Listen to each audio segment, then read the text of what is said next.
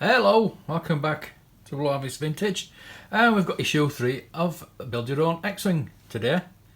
So I just got a quick look through the magazine itself, again about an X-Wing. I don't know how they're going to keep this up for 100 issues. The Millennium Falcon, it did divulge into other freighters and other bits of Star Wars. There's only so much prototype stuff you can actually go. I mean, it's even showing you Poe Dameron's X-Wing already in issue 3. So good luck with that one. I mean, they've obviously brought this out in America before, so there is the content there. So just going to show you what we're going to build this week. Quite a bit more detailed than it has been. We've got 3 parts to do. Got R2's leg with the contacts. We've got the bottom of the cockpit assembly to start on. I've got that to hand there. That's from issue 2. Got that last week. So yeah, I'm just going to get these as and when from the news agent. I'm not going to subscribe just yet. I might do eventually, because then you get them monthly. You get 4 issues monthly, and I'd rather just do these weekly for now. So I don't want to do 4 issues in one video. That would be too overlong and be pretty boring. This is probably pretty boring for you, but you know what I mean. I'm just gonna go through it and see how it does. I'm not a professional model builder by any stretch of the imagination. I'm just a guy who likes Star Wars, basically. Right, so let's get the bits out that we need. The leg, I've already got that out from last week and last issues. Again, we've got that tiny little bit that really worries me, so I need to get that in as soon as possible. I'm going to put it there so I can see it as opposed to being on the white bit. So we need the bit for the leg too. Yeah, that's 3. Yeah, that's those bits. So what we do is slip the lead through the hole in the inner half of R2-D2's leg, making sure it goes through from the inside. It's number 2. Make sure I'm not going to damage these wires or anything like that. So have it there, push that through there. Feed the wires along inside the leg, and they go in there. Slip the metal containers into the 2 housing slots at the base of the R2-D2's foot, ensuring they do not touch each other in the middle, which is fair enough. They're both in the same direction, which is ideal.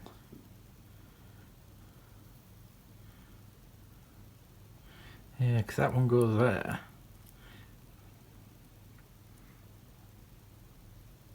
I don't suppose it matters which one's which. It's not like an AC/DC thing, is it? Right, just need to get this in there. Quite fiddly. I don't have fat fingers and thumbs, but it is still quite fiddly to do. But there you go. You can see that once that's inside, like that,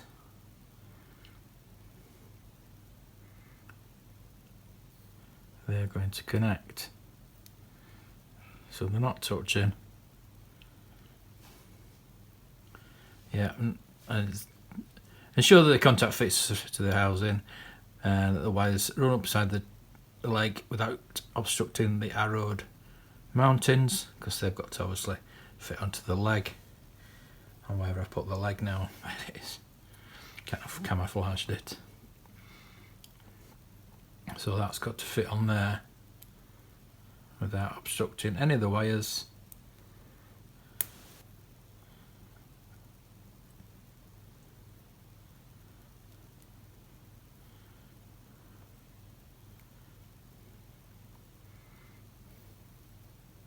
It says, hopefully. And that fits in there like that. It should fit a bit more snugly than that, but there we go. That's it.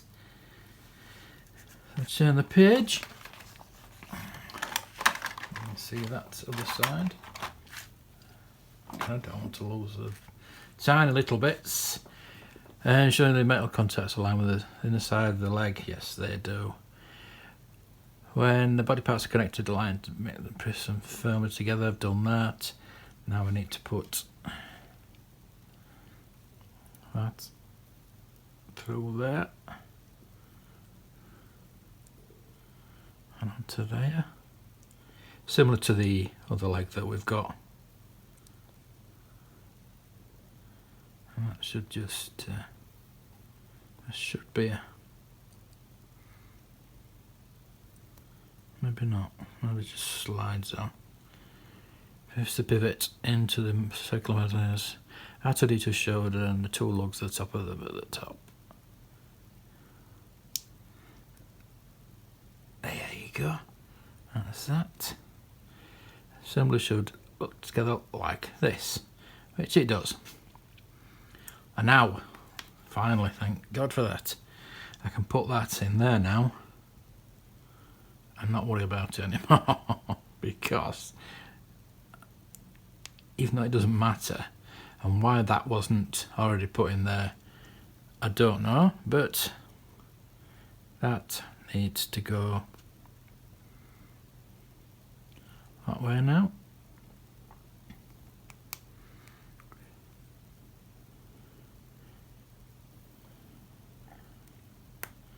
There. So you've got that. It's not quite as snug as I'd like it. But yeah, that's the leg done. So we've got two legs now. Got the two legs now, and the body. That'll fit on.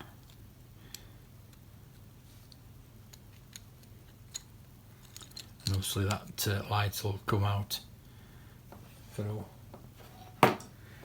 his eye. I think that'll fit in there, and it'll all light up. So that's going to go away in the box. The next part, we have this metal housing for the cockpit, and we need all the other metal parts. I'll put them out. And that black thing there, I don't know what that is.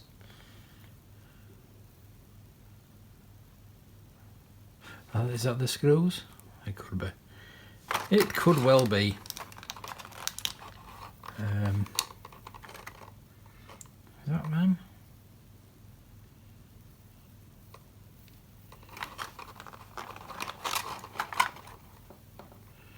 They seem to go in the middle. It'll all become plain once I've got it all in place. And the screws. And your handy dandy screwdriver you got this time, which I've got plenty of these, obviously from the Millennium Falcon, and I did start the DeLorean. I didn't finish it because I was having a lot of trouble with the wheels and the chassis, and I forgot who made that now. I wasn't DeAgostini, but they weren't helping. They did actually send me another chassis, but it wasn't working, and the build was absolutely horrendous. So if anybody's got the DeLorean, I'd like to have a look at that.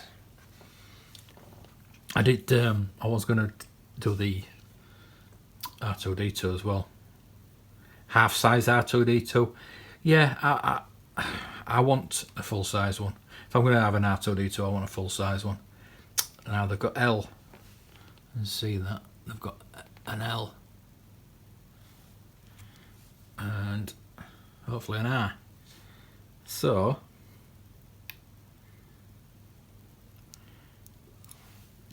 that should that be, or is it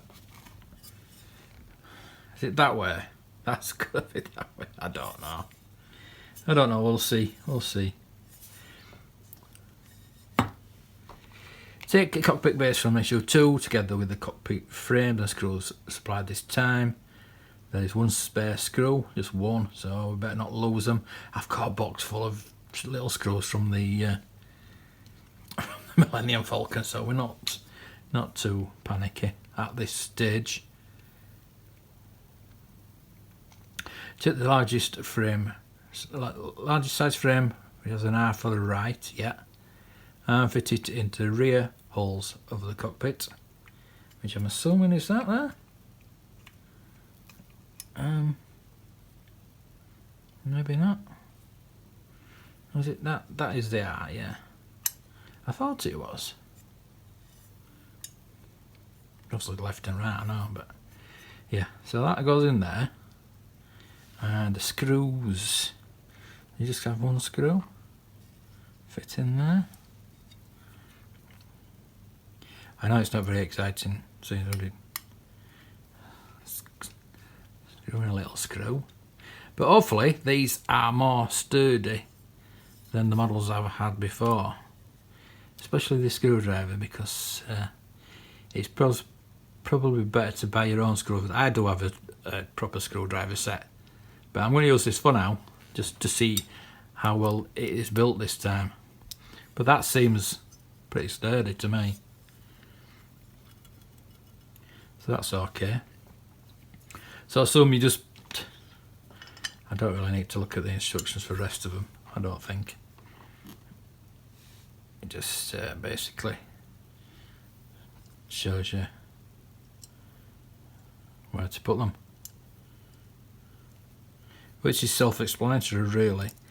A lot of the times you don't really need instructions, because I don't really usually tend to read them, because the pictures are just as good. But then again, sometimes you do need to read them. So the smaller ones, again, they're left and right, which is good. So you've got that in there. That's the magnet. Oh, the magnetic. That's lovely. That's lovely. And if I can get it, you need 3 hands for this.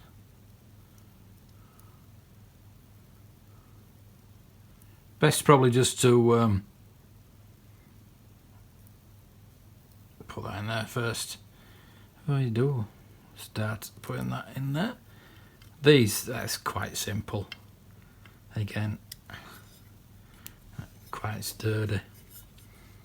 So basically what you need to do is you need to put your screwdriver on the end first, and then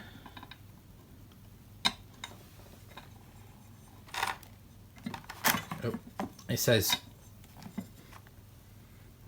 buggering it up, but there you go, that goes in there. Bit of a longer video this week, because as I say, we've got 3 parts to do now. It'll become more complicated over the weeks, I'm very sure of. That's I think that's about right. Maybe a bit more of a tighten.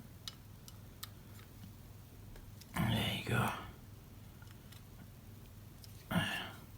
I know the Millennium Falcon frame did tend to loosen a bit, because it was left for a while. Assuming that goes there then. Those go there. Yeah, looks like it.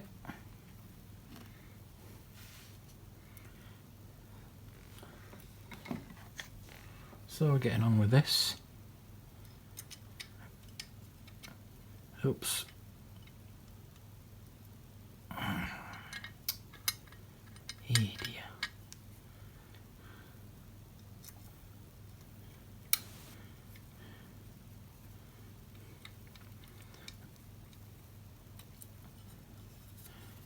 For those of you who were waiting for my next video on the vintage figures, I am going to be doing one hopefully in the next couple of days.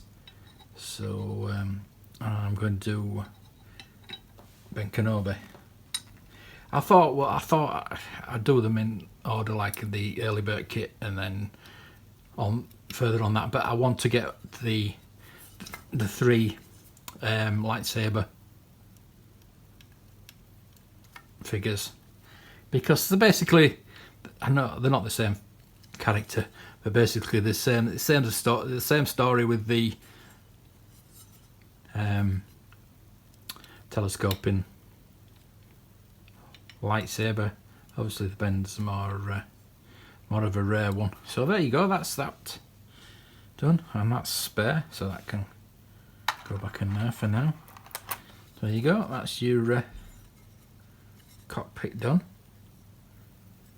Well, not done, but for now anyway. I can go back in the box. That's going to be one hell of a model. Right, so now we have this, which is the laser housing. So what we've got is what we built last week. That goes like that, and there, fits in there, nice and snug hopefully.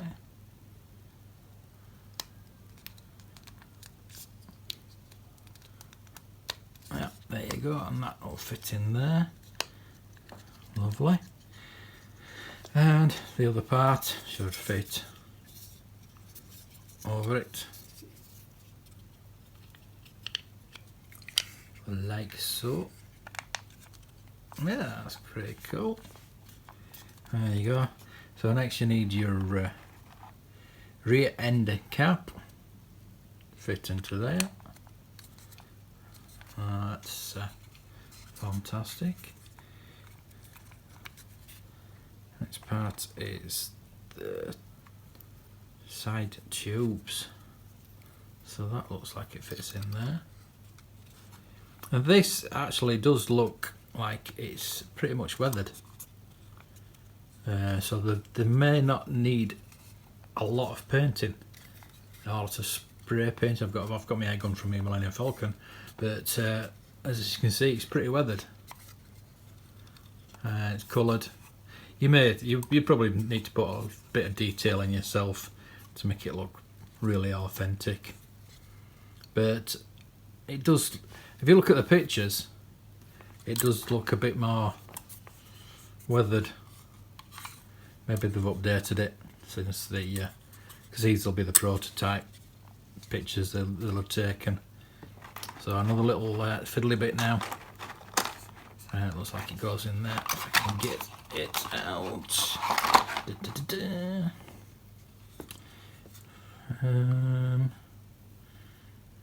That looks like it goes in like that. Nice. And then you've got your last bit,